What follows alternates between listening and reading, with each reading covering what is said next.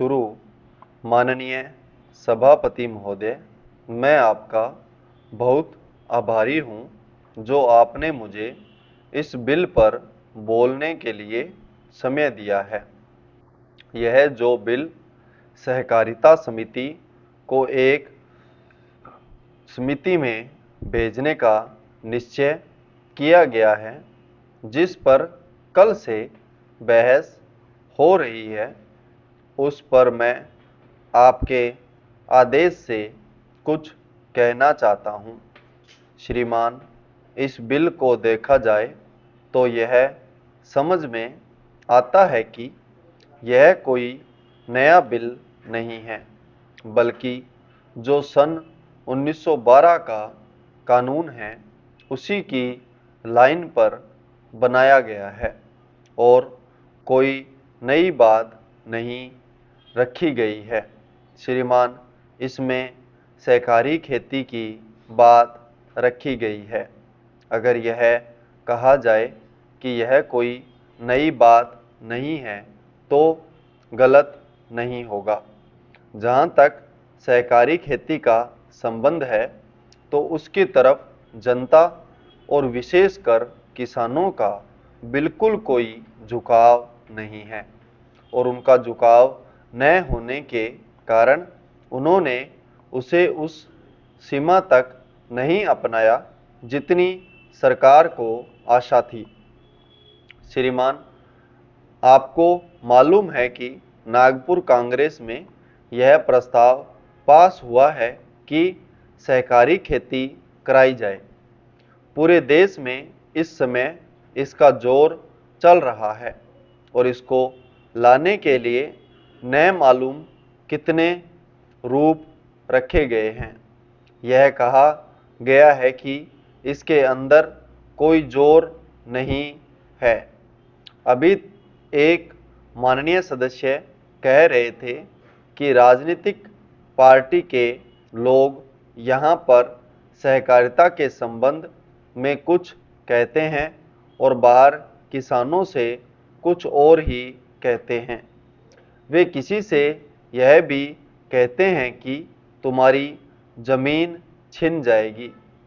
मैं यह निवेदन करना चाहता हूं कि यह जो कहा गया है और किसानों के अंदर जो भावना पैदा होती है वह इस बिल से साफ स्पष्ट होती है कि वह गलत भावना नहीं है। मैं यह जानता हूं कि जब किसान पार्टी का जोर बढ़ा और किसानों की आवाज़ ऊंची हुई तो सरकार ने और हमारे नेताओं ने यह कहना शुरू कर दिया कि हम सहकारी खेती को किसानों के ऊपर लादना नहीं चाहते, बल्कि यह तो किसानों की इच्छा पर है। लेकिन इसके साथ ही साथ एक बात मैं पहले भी निवेदन कर चुका हूं और फिर भी निवेदन करना चाहता हूं कि नेताओं का अपना विचार होना चाहिए।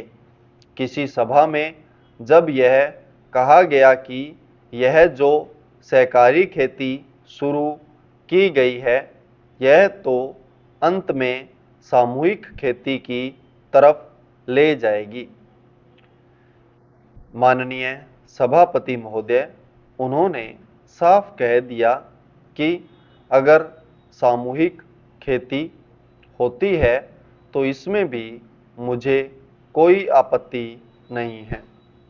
मैं यह कहना चाहता हूं कि इस बिल को देखने से यह साफ स्पष्ट होता है कि उस सहकारी समिति के जितने सदस्य होंगे वह अपनी अपनी जमीन को एक साथ कर लेंगे और अगर समिति से निकालना चाहेंगे तो एक साथ अधिक जमीन उसको नहीं मिल सकती है। इस बिल के संबंध में इस सदन के सरकारी दल वाले लोगों ने और विरोधी दल के लोगों ने बहुत सी बातें कही हैं। जैसा कि यह बिल है, इसको अभी समिति के सामने विचार के लिए जाना है और वहाँ से विचार होने के बाद यह इस सदन के सामने फिर से विचार के लिए पेश किया जाएगा। तब माननीय सदस्यों को पूरी तरह से यह अधिकार होगा कि जहाँ तक इसमें दी गई बातों का संबंध है उसमें परिवर्तन ला सकते हैं या उसको हटा सकते हैं। कल से जो बातें हो रही हैं वह सब नोट की गई हैं और मैंने बहुत सी बातों को सुना है। इस समिति में उन सब बातों पर विचार किया जाएगा। बहुत से माननीय सदस्यों ने यह इस तरह की बातें कही हैं, वह बहुत आवश्यक मालूम हुई हैं और जैसा कि मैंने कहा है उन पर विचार किया जाएगा।